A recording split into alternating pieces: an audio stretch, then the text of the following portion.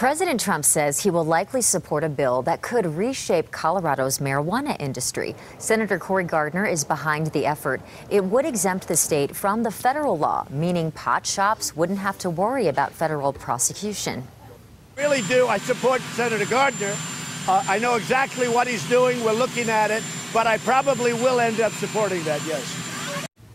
Well, President Trump's support for this puts him at odds with Attorney General Jeff Sessions, who has threatened a crackdown on marijuana. And just so happens, Jeff Sessions is in Denver today speaking at the Western Conservative Summit. CBS 4 political specialist Sean Boyd was there for his speech. Sean, we expected he would say something about marijuana in Colorado. And Jim, the Attorney General is one of the most vocal critics of pot legalization in the country, and he's here in the first state to legalize recreational pot. So, of course, we thought he would talk about it, but nope, not after President Trump's remarks this morning in support of Senator Gardner's bill.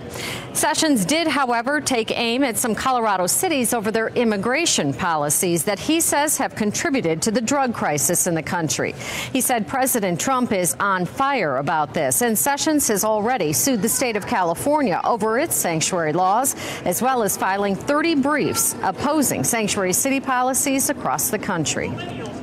If you want to deport somebody who came here and committed a crime, let me ask you, who will you deport? It cannot be that someone who illegally crosses the border on Monday, gets to Denver or Boulder or Aurora on Wednesday, is home free, never to be removed from this country?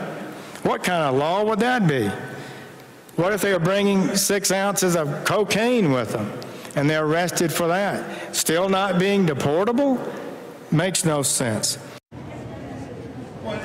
Now, Sessions did not talk specifically about the Trump administration's controversial policy to separate kids from parents at the border, but he said he's put in place a zero-tolerance policy and will prosecute everyone who crosses the southern border illegally. The AG also praised today the Colorado baker who refused to bake a same-sex wedding cake and won his religious freedom case before the U.S. Supreme Court recently.